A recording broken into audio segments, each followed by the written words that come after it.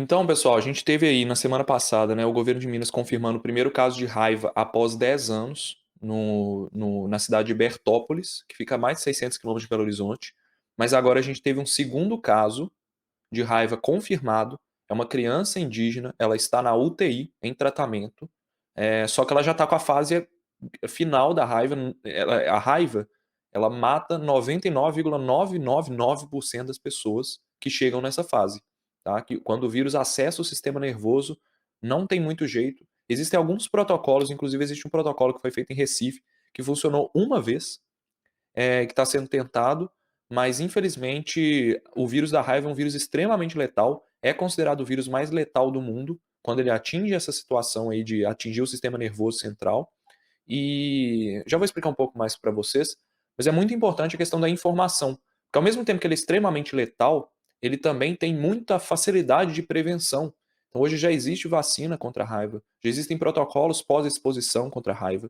Então vocês têm que ter essa informação para que não aconteça com vocês, igual aconteceu com esses indígenas, com essas pessoas, que infelizmente por uma desinformação, muito provavelmente por isso, elas não buscaram o sistema de saúde e estão aí em condições gravíssimas. Então teve uma nova morte, foi 2 casos confirmados já, uma morreu, uma criança, agora essa outra criança está na UTI, e tem um terceiro caso de uma morte em criança também numa região muito próxima onde essas 2 pessoas pegaram raiva, e estão investigando porque pode ser raiva também, tá?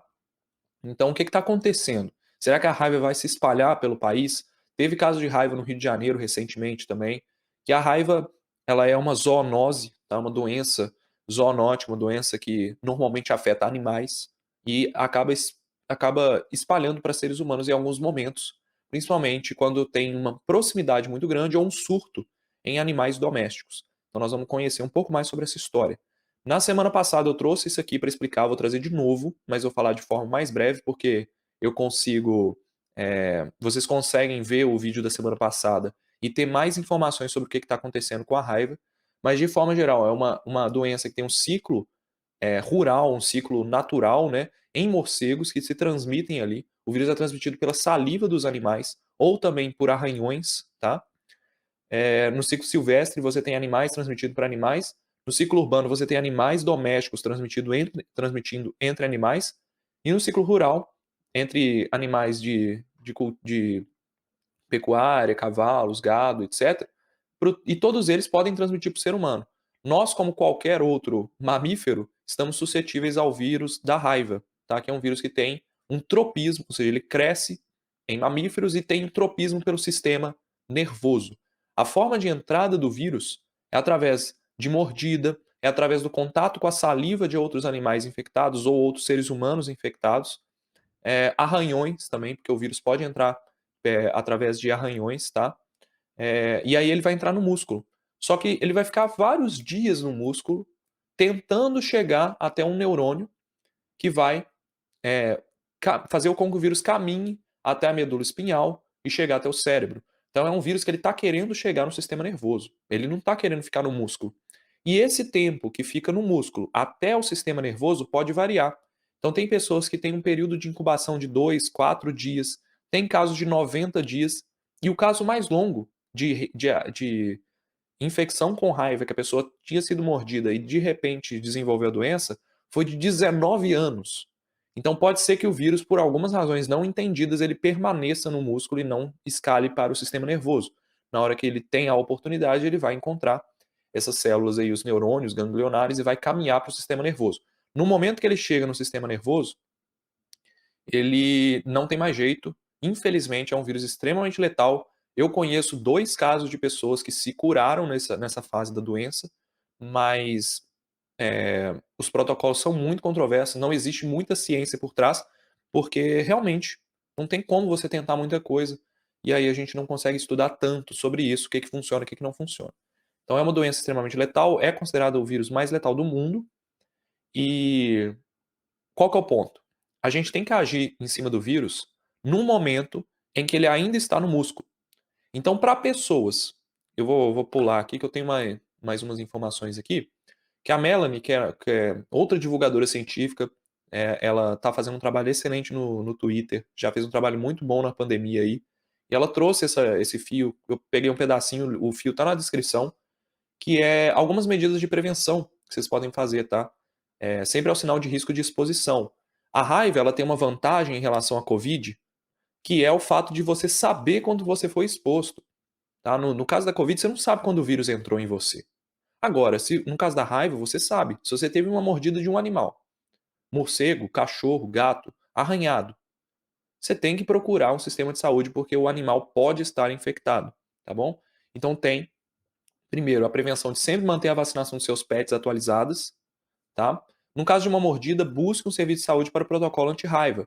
Qual que é ele? Tá? Vai depender do caso, eu vou explicar para vocês. Quanto ao ferimento, você deve deixar sangrar por pouco tempo, lavar abundantemente com água e sabão e aplicar algum produto antisséptico.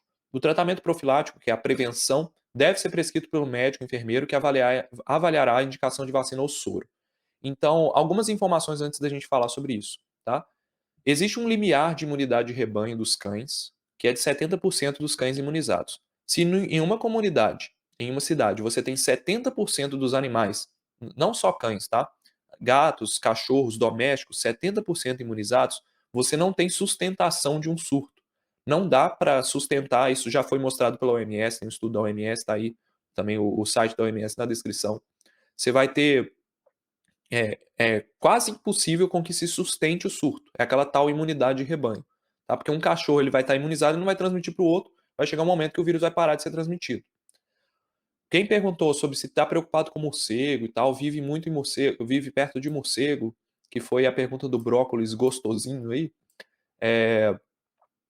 Quais as chances de um morcego te atacar? Existem morcegos que atacam pessoas, são morcegos hematófagos, tá? Tem que ficar sempre atento.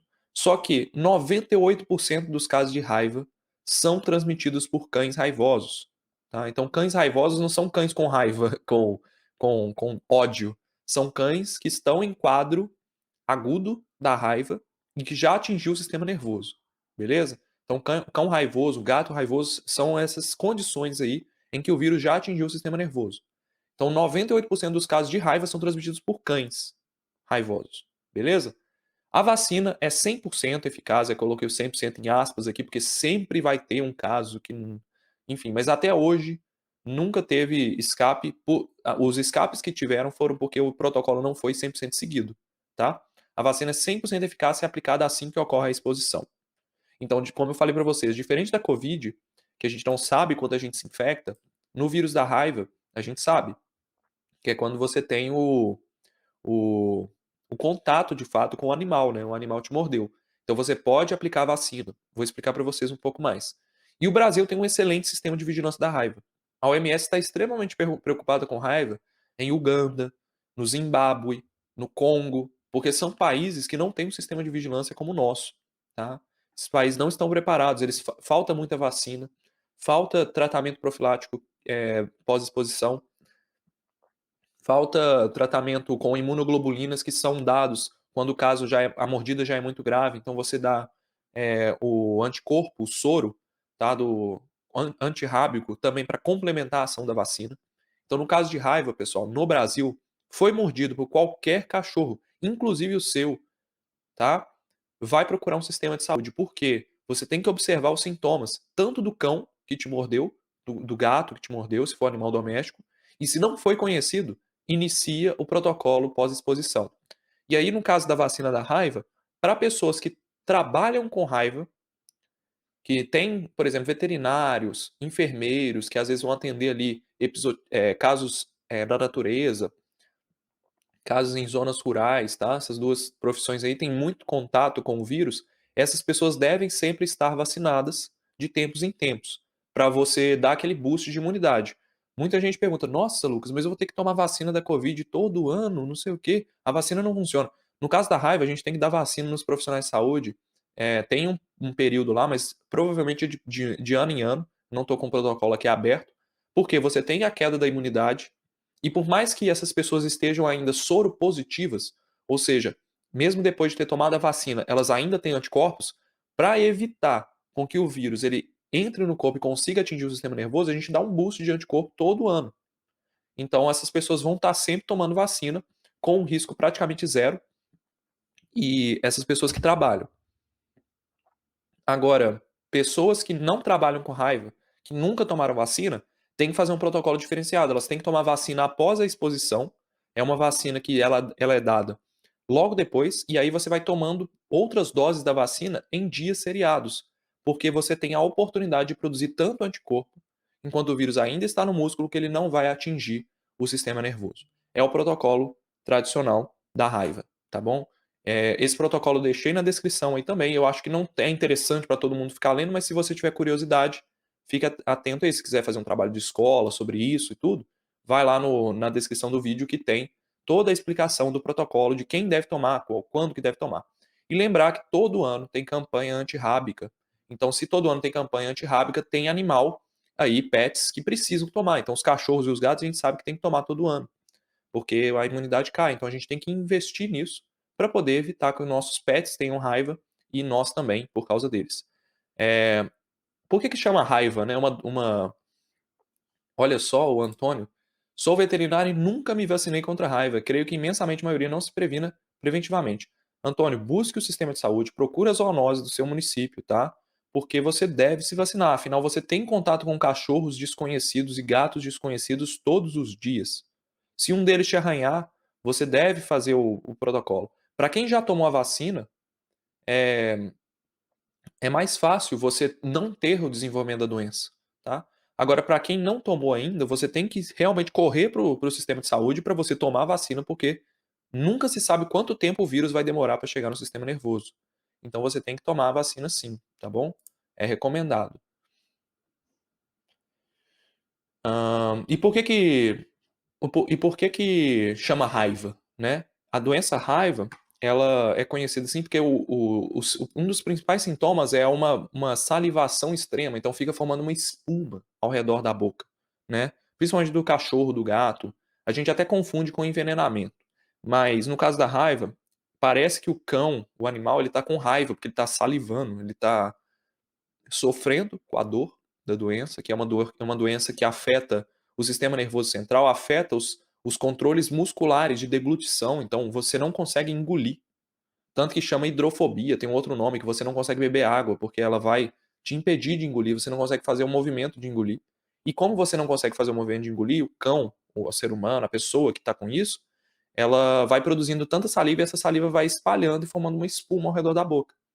Então por isso que chama raiva, tá? Mas é uma doença causada por um Lissa vírus.